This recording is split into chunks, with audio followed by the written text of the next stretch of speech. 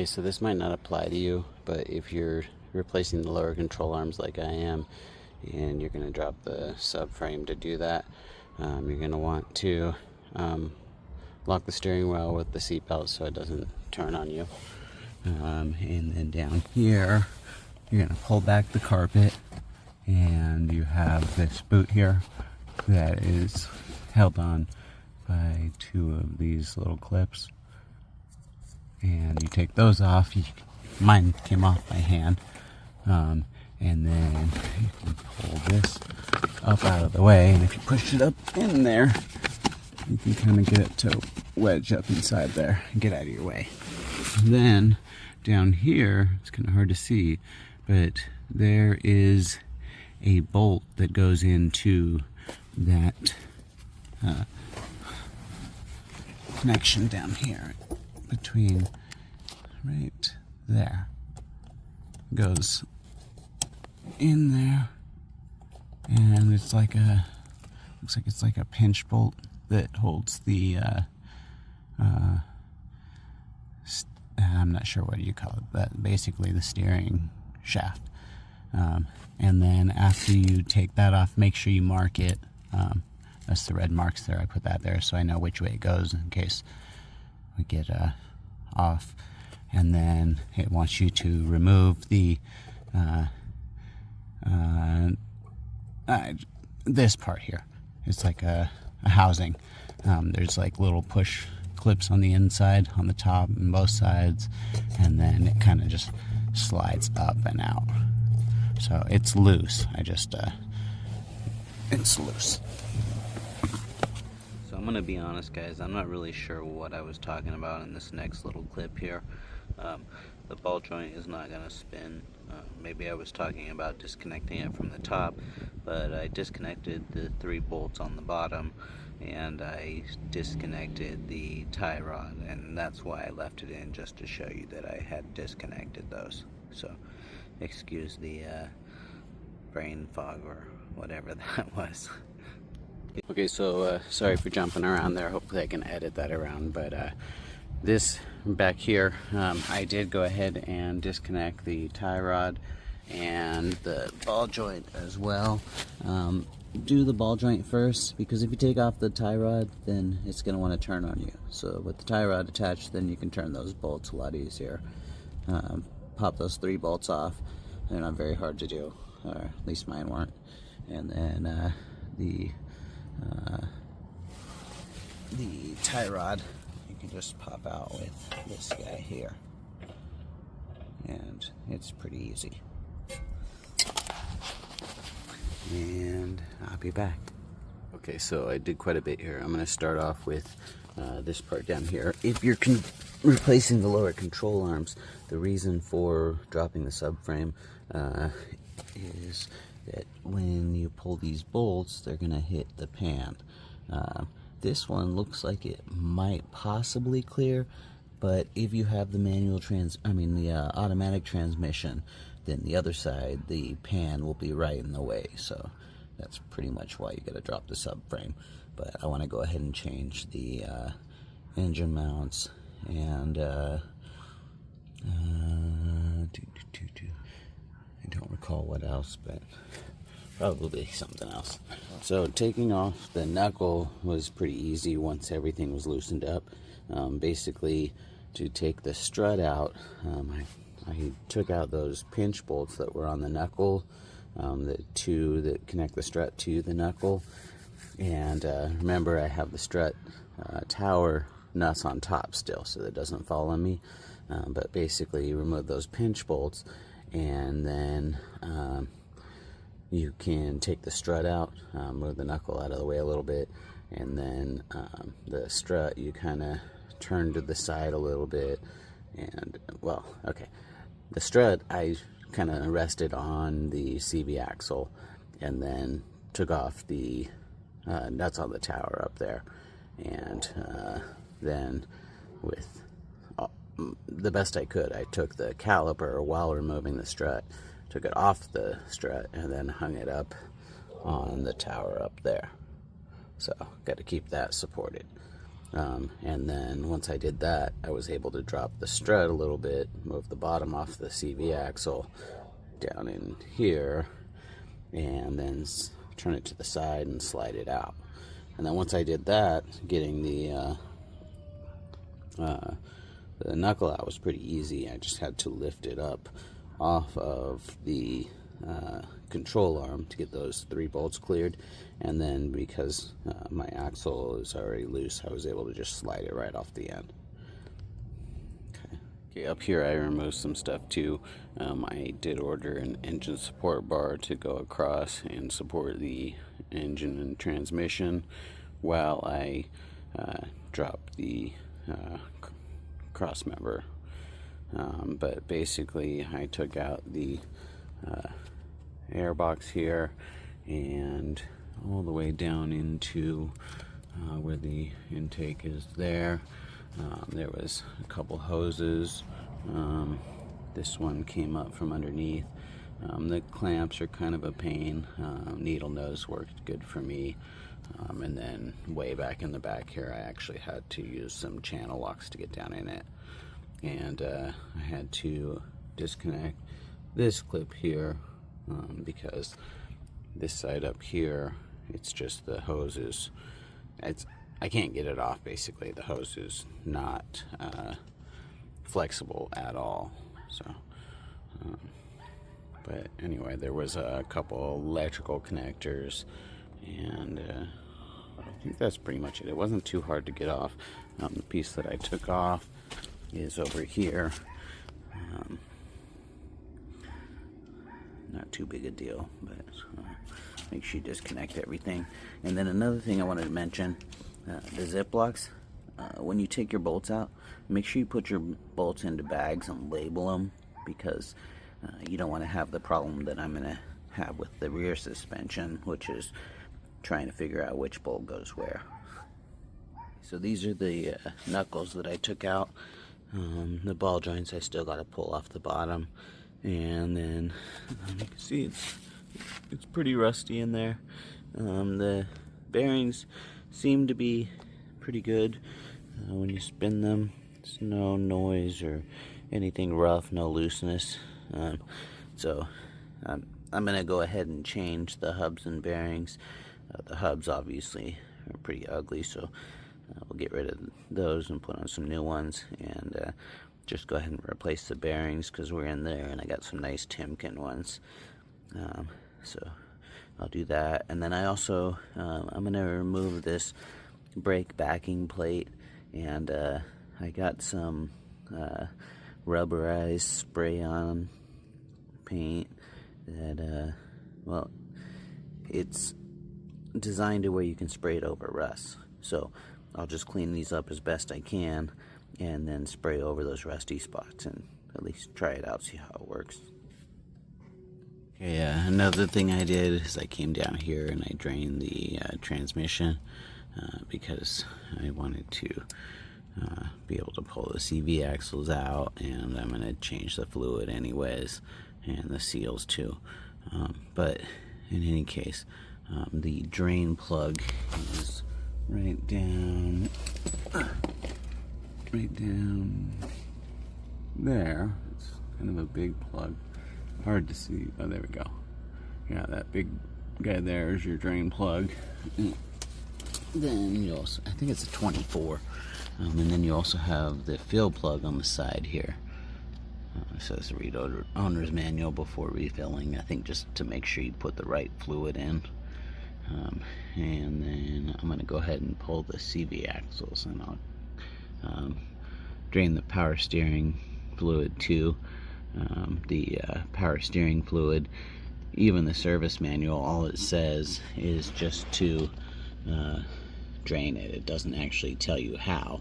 So it looks like I'm going to have to go ahead and remove the lines that come into the power steering pump over here, right back in there. Those two guys there. So I'm gonna do that. Yeah, I played hell getting this CV axle out. it does not like coming out.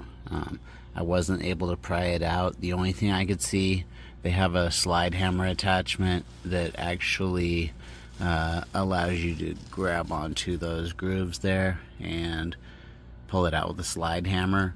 But I didn't really want to buy another attachment, and I saw a video on mine where a guy actually took a pry bar in this way and hit the CV axle in this area here and was able to hammer it out.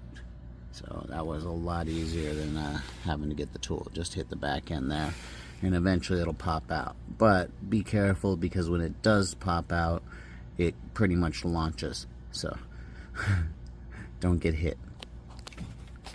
Okay, so basically same thing on this side. On this one, I decided to remove the bracket bolts too, because that joint's pretty well seized in there, and I want to be able to hammer it.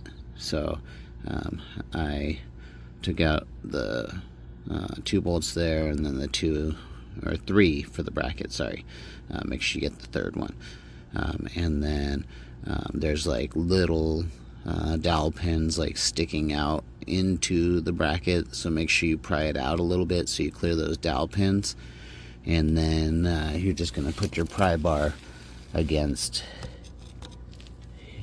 sorry guys, put your pry bar against here and then hammer the end and it'll pop right out. Really a lot easier than I expected. Okay, so I managed to get the CV axles out. I'm still gonna have to manage to get that bracket apart from the CV axle, but I went ahead and stuck some rags into the trans there. You don't want to get dirt in there, so just plug that up. And I did get the lower control arm out of here. Apparently with the automatic, the pan is right in this area here, so you cannot pull that front bolt. So in the manual, you can pull the driver's side lower control arm, but on the passenger side over here, you're gonna see why you drop the subframe, because that bolt will not come out. Maybe if I was to drop the oil pan, I might be able to get it out, but I'm not gonna waste time because I might not be able to. Okay, so I'm jumping around here because, well, I'm waiting on tools. So I went ahead and jumped back here to the rear sway bars so I could change out these bushings. You do want to put some silicone grease in the bushing and around it where the bracket's gonna mount, but I just put it all over the whole thing because, you know, it's not gonna hurt anything, and maybe it'll protect it a little better from the weather. But you definitely want grease in there. So I got the sway bar all in and tightened down with those new bushings. Even with grease, still stays up on its own. So just shows you the old bushings were pretty worn out. And then the upper control arm here, I pulled that out and just greased that bushing too. Little silicone grease. So. Okay, so sorry for the big update all at once, but I came back over to the knuckles, the steering knuckles, and I decided to do some work on them. I got the snap ring out of the back, and let me tell you, it was not easy. That thing was rusted in there so bad it wouldn't budge. I had to, snap ring pliers were a joke, it didn't do a thing. The only thing that would work is like hammering a screwdriver or a pry bar into there and along the lower edge there to catch there, and then just keep prying it all the way around, kind of lifting it as I went around. Okay, so finally I got those popped out, and I went ahead and popped out the hubs. I wasn't really sure how I was going to do that, maybe like a press or something, but I was able to set up some blocks of wood and just kind of brace it in between, making sure that I had the actual knuckle on the blocks of wood and not the brake backing plate, because that would have destroyed it. And then I got this nice set that works for driving bearings, and it's got a million different sizes, but yeah, I was able to just hammer it out with that pretty easily too. And then I'm gonna go ahead and get these backing plates off, but those screws are extremely tight. It's pretty rusty. I had to work at just getting the Torx bit into there, but right now I feel like if I turn them, I'm gonna snap the bit. So I've already gone through a whole can of PP Blaster, so I gotta run and get another can. And then once I get that off, I'll paint the backing plate and the knuckle, and then take out the bearing and the ball joint. The ball joint, good things here too. Of course, the cotter pins didn't want to come out, so I've got pieces of cotter pin in there that I'm gonna have to put this in a vise or something and crank the heck out of that so I can shear that cotter pin with the nut. So, good times. Okay, so one thing I didn't mention, it's possible that yours may not look like this. The ball bearings are actually the inside of the bearing. This is actually just the outer race, which will be getting pushed out the other side. But the hub came out this side, and it actually has the inner race of the bearing still on it. So now if you were going to use these hubs, you would have to, with a type of clamp puller, you would have to pull that inner race off so that you could still use the hub. The hub. Sorry. But fortunately I got new ones, so I don't have to mess with those parts. Okay, so I'm making some progress. I did manage to get the backing plates off, but that, of course, was not easy. Those screws were in there as tight as I thought, and there's no doubt I would have broken that Torx bit. What I ended up doing is I used a small pipe wrench and was able to grab onto the heads of them, and even that way, in a vise, it was still very difficult to get them out. So yeah, that was fun. And then also I wanted to show you how I got the hubs out. So basically with this set, you have all these different sizes. You want to choose a size that is just smaller than the hub surface. Okay, so here, when it's up, you have to line it up right. Okay, so you're going to line it up right in the center and then hammer on the end here. But it has to be right in the center. If it doesn't, then you're going to be hitting, you're going to be hitting the bearing in this case, which isn't that big of a deal. But okay, so when you do drive the hub out, make sure that you have it supported by the knuckle and the hub kind of free floating, so that when you do hit it, it's going to pop out the bottom. And make sure that where you're supporting it is on the part where the knuckle is right behind the backing plate, so that you're not actually pressing on any part of the backing plate, because that thing will not take any pressure on the sides there. So I'm gonna clean these up, and then I'm gonna spray the rubberized coating on them, but I ran out of degreaser, so I gotta go grab a can of degreaser, and then I'll finish wire brushing all this stuff. This one I'm pretty much done with, but I still got to do this one and then both of the backing plates. Okay, so when you do this, expect that you're gonna need to replace the bearing if you're replacing the hub, because more than likely it's going to come apart the same way as it did with me. But yeah, so just expect to. And also, if you're not real comfortable with doing this part, you can always take it to a machine shop and then have them press in a new bearing and a new hub, and then just throw it back on. So that's an option. And then one thing I wanted to do is this here. I really need to do something about this, and I want to get a nice flange surface on there, chop those off.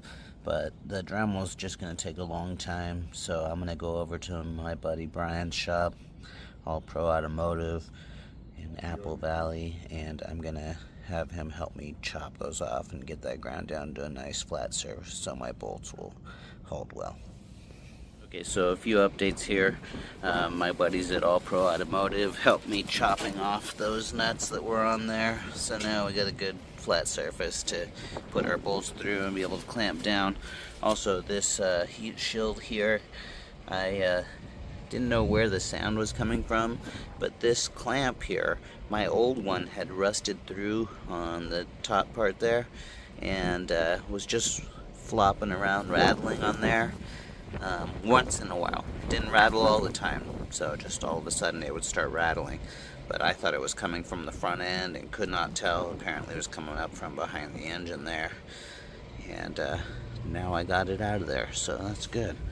The next thing is the CV axle. Getting this bracket off was not easy. That was really rusted on the old CV axle. The way that we got it out was basically to stand on the back end and just hammer on the ears and pop it off of there really slowly. But something I thought about that we could have done is we could have braced the bottom of the ears there and maybe the other side too, and then hammered the end of the CV axle. Would have needed to be would have needed to have some height to put the whole CV axle up that high, but and be able to hammer it down. But that would have been probably a lot easier, I think. The next thing is the power steering. Got to do the power steering so I can drop the subframe. But these lines on here, they are not easy to get off. I saw some videos where people were using an open-end wrench. If you don't have a brand new rack and pinion that somebody else did, those are not going to be easy to get off. You're going to end up stripping that connection out if you do it that way. So what I recommend is what I did. You don't necessarily have to get a set, but I got a really nice set of crow's feet flare wrenches. They're actually chrome moly too, which is good because 17 millimeter. But which the chrome moly is really good because I don't know if anything else would stand up to it. Loosening that first connection was pretty difficult, even with the tool and a 2-foot breaker. Felt like I was gonna damage something, and the second one was even worse.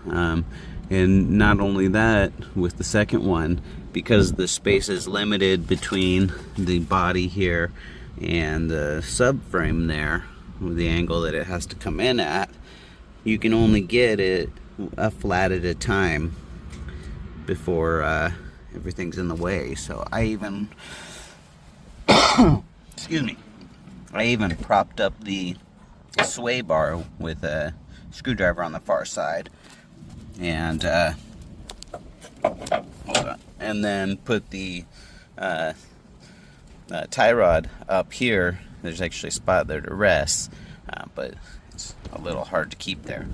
If you bump it, it's all gonna fall. So I just put the screwdriver holding up the tie rod, or I mean the sway bar on the far side, and then just rested that there. Was real careful not to bump it. But even with that out of the way, you're still only gonna get a flat at a time on that, and it takes a while. But I got them off, and looks like pretty much all the fluid's drained out. But it's messy because it spills onto the subframe and spreads everywhere. It was coming out the far side because I've got an angle there. You can see it's coming out here. Be ready to clean up, and if you're on your driveway, definitely have a lot of cardboard down or something to catch it. Maybe even a towel. I mean, it's only a quart, but it makes a mess. So Good luck. Thing I forgot to mention, not only are you going to need that crow's foot to get those out, but you're going to need a long 12-foot or 12-inch extension so that you can actually get in there and be able to get your breaker bar onto it out here. So that's the best way I could find. Okay guys, something I hadn't mentioned yet. I'm looking in from at the back of the engine from where the exhaust pipe comes in above the subframe. There is a bolt here, a bracket that holds the lines that go to the rack and pinion. Make sure you pull that because you're gonna mess up your lines if you don't when you drop it. But be careful when you do, because there are holes. I don't think you can see it, but there are holes in the top of the cross member or the subframe there, and that bolt, like it did to me, can fall into those holes.